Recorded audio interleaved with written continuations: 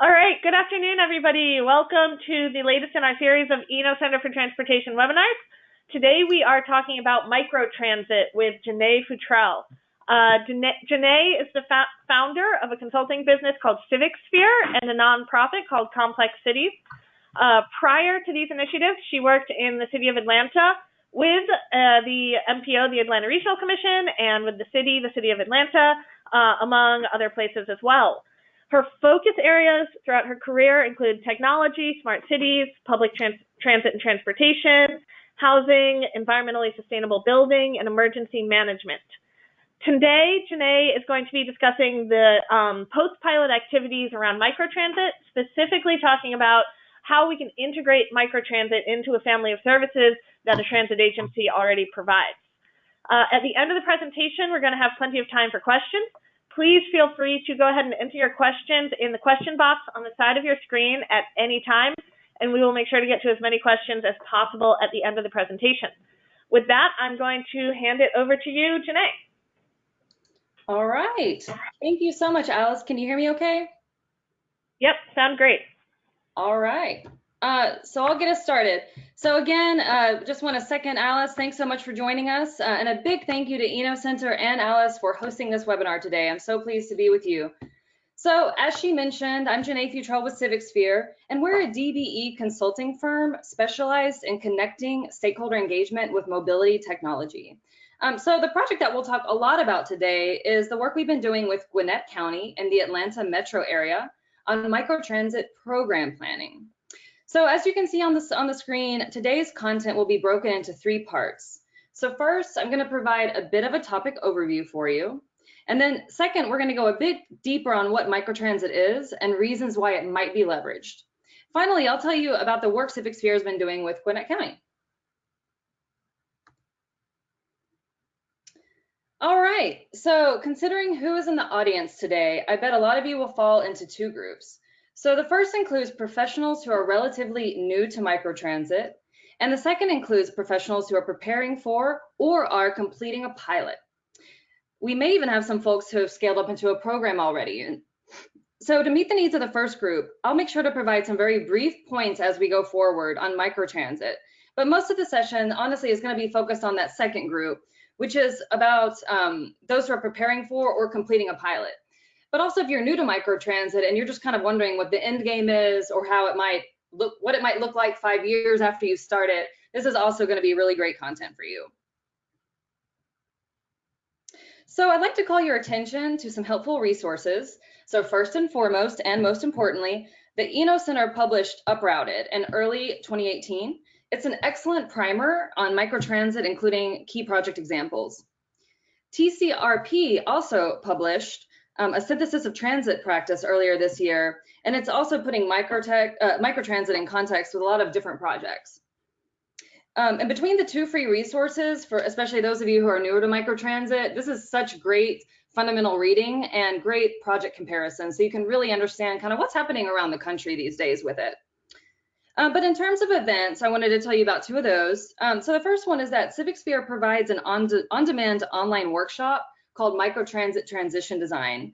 And this helps to inform professionals on the basics of microtransit and help you take your first steps into planning for it.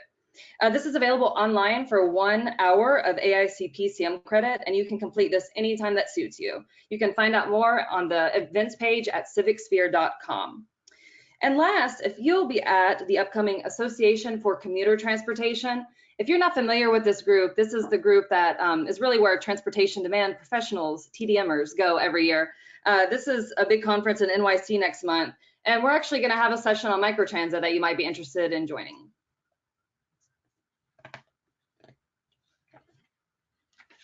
Okay, a bit on today's topic. So what we're going to really focus on today is what to do after a microtransit pilot. Especially those resources that I mentioned, they give great background on people that are kind of getting started with it, getting their feet wet, trying to figure out how it's all going to work. But what we're going to talk about today is how you start to scale up from there. We certainly won't cover everything, but we're going to use the Gwinnett County project as an example of what types of issues that are most critical to consider if you are scaling up from a pilot to a program. And the question we're really trying to understand today is, if microtransit becomes a part of an agency's family of services, how can we really work on its integration with paratransit and fixed route, as well as other issues that you'd encounter with your transit system? And we'll also touch on some other support aspects of the system, including fare payment and NTD reporting. So let me go into a bit of background on microtransit, especially for those of you who are a little bit new to it and just need a few key points. So first of all, what we'll be talking about today is the agency provided model. And one thing that's really important to keep in mind about microtransit, this is the way I think of it. I think of it always as 3 parts. There may be more, but this is a good simple way to kind of focus your attention. The first is that technology is key, of course. There's 2 main innovations in microtransit technology. First are apps that enable real-time booking, and the second are dynamic route planners that generate routes in real time. There's other technology components, but those to me are the most key. It's actually very similar to the type of technology that's behind transportation network companies such as Lyft and Uber. So then you also have the fleet. So that's item 2. So you need a fleet of vehicles. And then item 3 is that, of course, you're going to need some staff. So the key thing to think about here is when you bring all this together, it can veer to one side or the other side. It can veer over to where the agency provides most of this, or it can veer over to where the private sector provides most of this. And what we'll be covering today with Gwinnett County is really veering over to where the agency provides the majority of these microtransit components. And that's what's referred to sometimes as the agency provided model. So it's very different. Like when microtransit, when I first heard that term, let's say 2014, there are a lot of private companies that were providing what's called turnkey services. They basically got everything together for you and handled all these 3 things. But what we'll talk about today is very different. It's if an agency is taking a lot more of a role in creating this.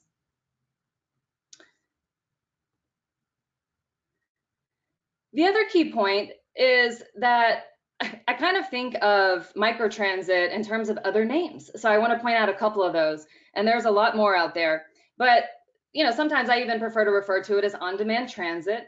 You could also call it general public demand response transit. And so what this means is that it's essentially allowing, like I said, so people to book trips and dynamic route planning in real time. And there's not necessarily a fixed route that's associated with it at all. So really the way to think about it is that these technologies enable a more modern type of demand response service, but at the end of the day, it's still a demand response service, just like we've been used to over many decades.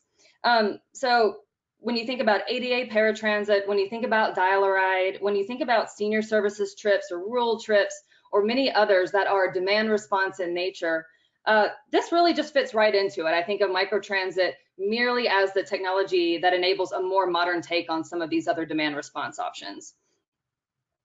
And so as such, sometimes I think of this as radical rebranding. So I use the term microtransit, but I always think of it kind of couched within this deeper understanding of it.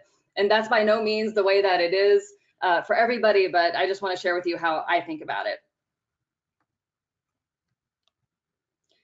So another thing to keep in mind about microtransit is, why would someone actually get started with it? And there's a number of reasons, but I'm just going to cover 4 key ones. So first of all, it might be used in areas that are underserved or unserved areas, or even groups. So let me touch on each of those briefly. So first of all, you have some areas sometimes that have a fixed route component, let's say in a county, but then in another part of the county, they just don't have the population density to really support fixed route transit. Maybe they tried it in the past and it didn't work. So a lot of times an agency identifies those types of areas as a place to potentially try microtransit or on-demand transit, whatever we want to call it. Another key area, route replacement and modification. So again, sometimes you have a route out there and it's just not performing. So sometimes an agency will look at microtransit before they take it away altogether, even understand how multiple routes serve certain populations in certain geographic areas and how it might be able to serve them as an alternative. It's also played a pretty key role in first mile, last mile connectivity, so getting people to transit stops and stations. And then also for evening and weekend route replacement. So those times of day and during the week where it's just not feasible to provide the full level of service. So one thing, and this is one big takeaway that I want to make sure that is highlighted, It's important to note that microtransit should almost never be considered when productive fixed route might work well. In most any case, if you have fixed route transit that's functioning well, that's meeting your success requirements, that's meeting its KPIs, however you want to define it, in general, that's going to be more cost effective, and it's also going to be successful in some other areas. But when you think about microtransit, most people are applying it in areas where fixed route is not viable due to a host of reasons. But the most common reason I would say is that the population density does not support fixed route transit. So I want to make sure that's a message that gets across to everybody, because I in no way want to advocate for microtransit taking the place of solid, well-working fixed route. Okay, so now we're going to get into the meat of today's session. So we're going to talk about some lessons from Gwinnett County. So again, Gwinnett County is one of the core counties in the Atlanta metro area, just outside of Fulton County. I'm going to tell you a little bit about the system so you can get a feel for it, but not go into too much detail there. So Karen Winger, who is the director of Gwinnett County Transit, she had us actually start supporting this work with microtransit, which I'll be telling you about. And she has a lot of foresight and thought about how the transit system is going to work. But as the director, she's been really focused on thinking about microtransit, how to test it, how to scale it up, and really how to understand what is a pretty sticky wicket these days. So what she did, and I'm just going to kind of walk you through a little bit of their process. Well, before I do that, let me just highlight these facts. So one of the things to keep in mind about Gwinnett County, they provided almost 1.5 million fixed route trips in 2018. So these are unlinked passenger trips. That just kind of gives you an idea of how many that they're providing every day. They also have 76 buses. So again, that's kind of a good scale factor for those of you in transit to understand, about the size of that agency. And another key point is that 17% of Gwinnett County's residents have fixed route access. So what this really points to is that last point there, which is why microtransit. So everybody's why is slightly different. So for Gwinnett County is that they have these unserved areas. So they have 83% of the county who's not served, and they don't have the funding by any means to support what is a fairly low density in other parts of the county for the whole county. So what they're looking at are, asking the question, are there key areas where we might start to provide some type of demand response, on-demand transit, microtransit service in these areas? And I'll tell you more about that, of course, but the two communities that they ended up choosing to start out with their program are called Snellville and Buford. And one other thing I should mention, I mentioned that sometimes microtransit is called general population demand response. The other thing about microtransit is that it can serve very specific needs or problems that you've identified in your system. So let's say that you have a big gap in senior services trips, older adults trips, or you really have some key work locations that you want to make sure people can get to easily. And for all these situations, you think that for one reason or another, fixed route really isn't the way to go. Those are also really good solutions. Sometimes people think of microtransit, if it's not for the general public and everybody living in an area, then we can't do it. But you can also restrict either the types, the characteristics of the people who use it, or the origins and destinations of where they're going. So there's some ways to kind of think about that. So I just want to mention that, so kind of keep an open mind about who's taking microtransit and what types of challenges or problems might it help you with.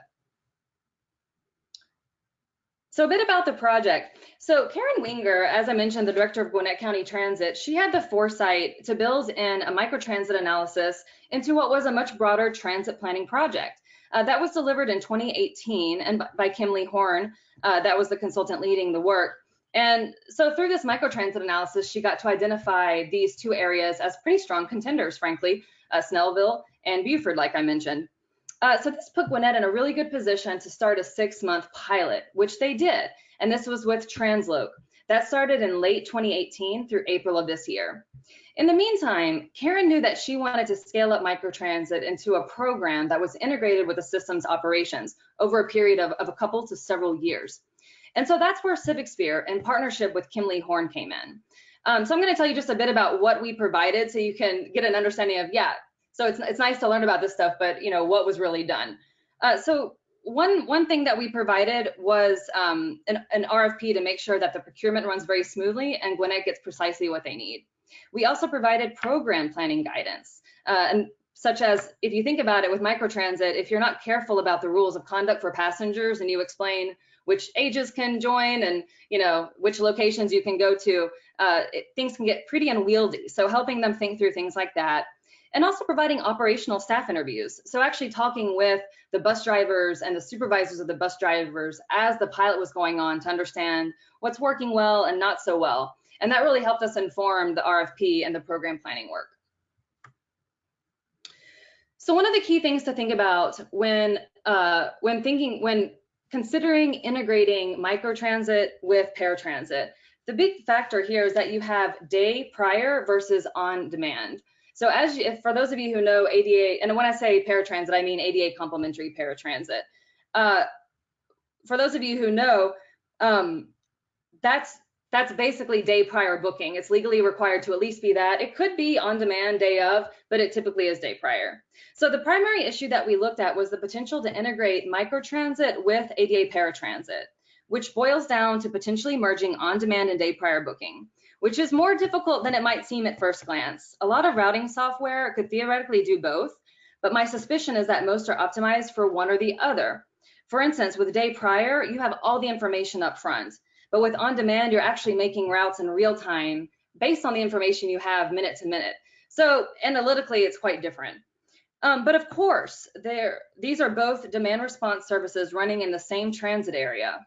So I'm just going to show you a little diagram of what we worked on to kind of think about what are all those parts? What are all the parts of the workflow for paratransit and microtransit? Are they the same? Are they different? And making sure we understood that. And we also made sure that we understood all the players in microtransit and how the workflow functions as a whole. There's all these different things happening between the passenger, the scheduling software, and the vehicle operator, and they fold into one another. And so if you can understand that really well, you can understand how the system should work and what you'll need. So let's talk a little bit about microtransit expansion.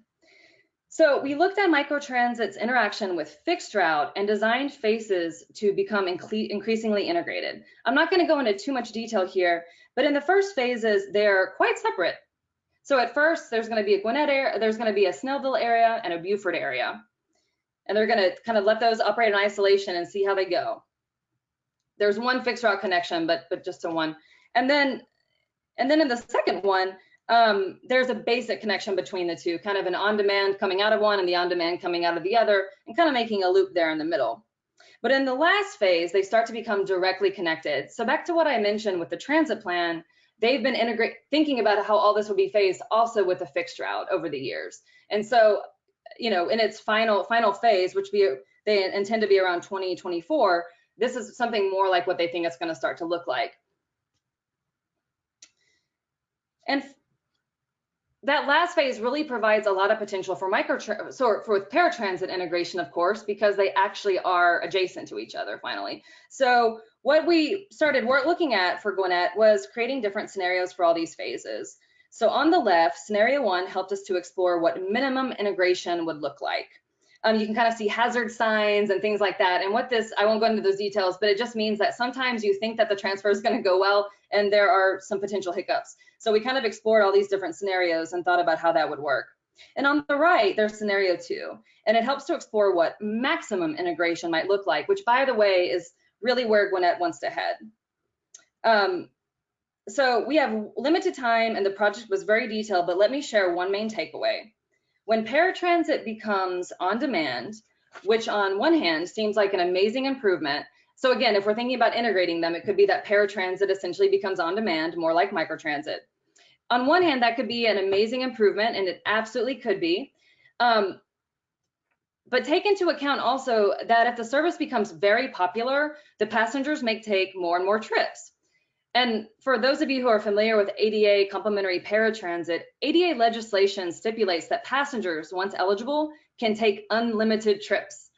So depending on your agency's budget for paratransit, the cost of each trip could potentially go down with more demand, meaning there's more demand and there's more people in the seats. but the total trip amount may grow, such that the agency cannot handle that increased demand, leading to a quality decline in the service. So it may actually become a victim of its own success in the end. So that's just something to really keep in mind for those of you who are thinking about merging these. You definitely need to put a lot of plans in place.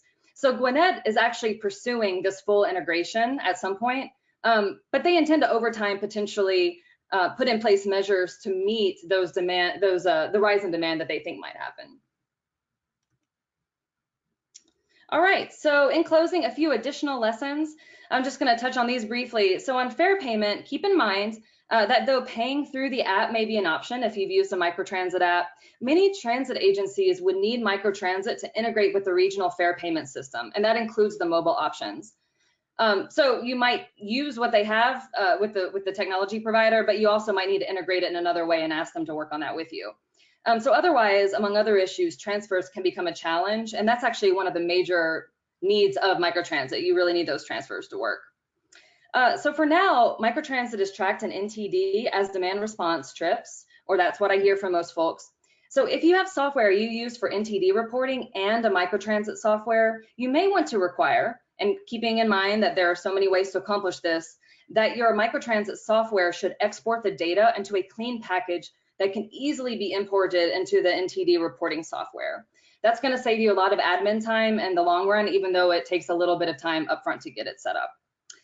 And lastly, you'll want to make sure that any connection points, and those could be fixed route or paratransit, are highlighted in the app as a key location, and also that physical wayfinding is provided so people know exactly where to go. The last thing you want is a stop or a station that has a great microtransit connection, but it's not quite clear where it is and people get confused.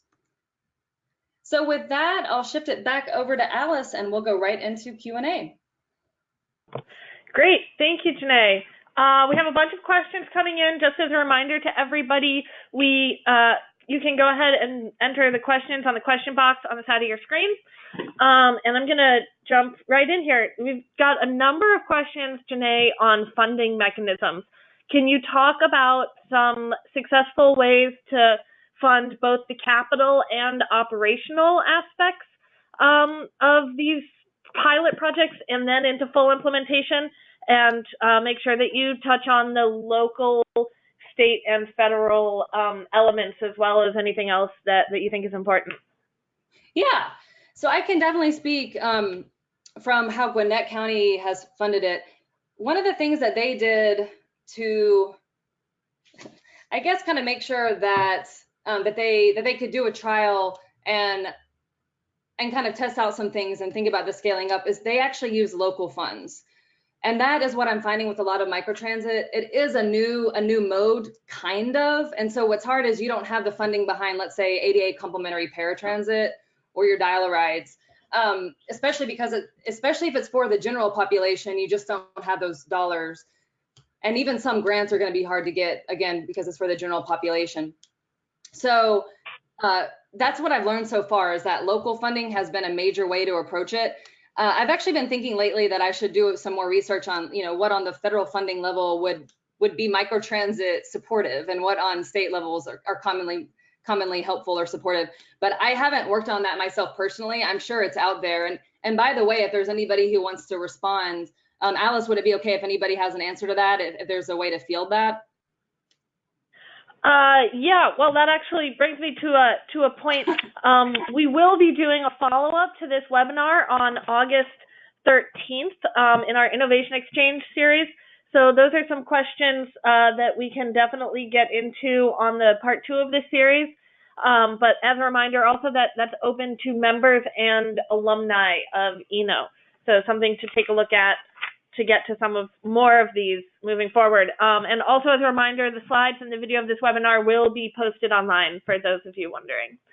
All right, I'm gonna move on to the next question, Janae. Can you talk a little bit about the ways to measure performance in microtransit projects and some of the indicators and data that you guys have been looking at?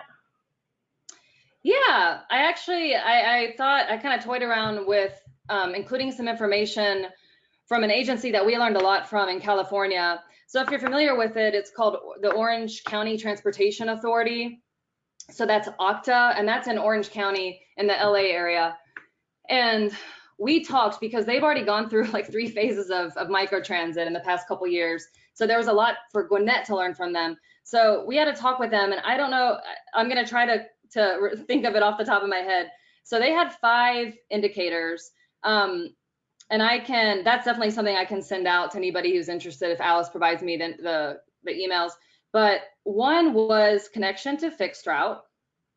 So the number of trips that are actually connected to fixed route, because that's one of the big measurements they had. And again, if you're not connected to fixed route, of course, this doesn't apply so much. Another one was kind of the efficiency. So it was boardings per hour. Another one was the number of people in a vehicle, like the percentage of capacity of the vehicle that's filled. So if you have a 12-passenger vehicle, you know, for instance, obviously you want 10 folks in there instead of 5. So kind of thinking about that efficiency item there. Trying to think. So that was the other ones. Oh, another one was about their subsidy. So the amount that they contribute and pay versus what's actually being successful in the fare box. And the last one is totally escaping me. But yeah, I highly recommend learning more about Okta. And if you search online for Okta and Microtransit, they probably have that. But yeah, they've been really a big leader in thinking about these key performance indicators. Great. And so the last one you mentioned there, costs. We've got a bunch of questions coming in about that as well. Can you talk a little bit about the fare structure and particularly in comparison to other existing services, including fixed route and paratransit, from both the perspective of the cost to the agency and the cost to the riders? Sure. So I can definitely talk from a little bit about what Gwinnett's pursuing. So the way that they decided to approach the rider's perspective on that is that they're going to keep it around the same as paratransit. So I think right now their paratransit's $450, if I'm not mistaken. So again, you can think of that as kind of that side of the equation. They also like that would integrate with the existing fare structure without too much extra work. So that's that side of it. And then on the other side of it, the total cost. So like I mentioned, Gwinnett County had a pilot with Transloc at first. It was so expensive for them to equip their vehicles with fare payment boxes that they actually decided to run the pilot without that. So they don't have current information on how all that would work out. And part of the testing of it was kind of difficult because we'll be interested to see once they start to charge how those numbers change a little bit. But by all accounts, they had a huge amount of microtransit ridership in the 6 months that they did this, and it was very popular. But it probably will be tempered a little bit with the costs, of course, coming into play. I was reading something recently, and what I've heard so far, for those of you who are familiar with ADA complimentary paratransit, that varies so widely, but it can actually, the real cost can be between, let's say, $40 or even $80 per trip. What I've heard is a pretty good successful measure of microtransit is if the total cost ends up somewhere between your total cost for fixed route and your total cost for ADA paratransit. It's not going to be as efficient in the way that we think of fixed route by any means, but it should be a little bit more efficient than paratransit. So if you kind of think about that in terms of those bookends, that's kind of a good frame of reference. Excellent. And I know we're hitting up at 4:30. We've got so many questions coming in. I'm going to do one more. Can you talk a little bit about, you said at the beginning that you were focusing on the agency provided model. Can you talk a little bit about just that comparison between a privately provided model versus the agency provided model and some costs and benefits to both of those? Yeah. Well, to be honest, I'm probably not really qualified to say cost and benefits, but there's a couple of things to consider. So the way I think about it is 2 ends of the spectrum. You can be anywhere on this spectrum, but you need to provide those 3 core things that I mentioned for microtransit. You need to have a fleet of vehicles, you need to have some staff to run it operationally, and you need the technology. So if it's microtransit, or even if we're talking about on-demand transit or all of these cousin and sister words, you need to make sure that it's using this the mobile app, and that it has this dynamic routing technology. So what Gwinnett's actually going to procure is just that technology component, but they're going to do the vehicles and the staff on their own, if that makes sense. So that's kind of, let's say that's 66% of the total program they're going to be operating, and they're getting that technology component in. that's what I mean by agency provided. There's not too many agencies that already have the technology there. Most of them have to go out and procure that, and that's what Gwinnett's going to do. But then on the other side, there are turnkey operations. If you're, and I'm mentioning companies that are from a little while back maybe, but there was one called Bridge. I'm not sure if it's still around. It might very well be. But there were some other services that were provided where they approached transit agencies and they said, look, we got the vehicles, we got the people to run them, and we got the technology. So it was more like probably they had an agreement where they were charged per passenger or per trip for a service that was provided completely by another organization. So the main pros and cons, you just got to figure out what's right for your agency. For Gwinnett, they really wanted a lot of control over how this works, and they wanted that people connection. So of course, if you outsource all of those components, you'll have less of that, but you'd also have less worry in the office about providing it. So there's always, it's this losing control versus gaining control type of issue, which kind of, obviously has its good points and its bad points. Yeah, I think those are great considerations to keep in mind. All right, well, we are now over time, and I want to be respectful of everybody's time. So thank you, Janae, so much for sharing this project with us and all of the lessons learned and considerations that we should take into account when looking at microtransit. ENO is going to stay engaged in microtransit and these issues and technologies as it continues to evolve. And it's another reminder to our members and alumni that Janae will be joining us again on August 13th, along with some of her other collaborators, for a discussion around microtransit and these pilots and implementation projects. Thank you, everybody, for participating and for your great questions, and we hope you have a great afternoon. Thank you.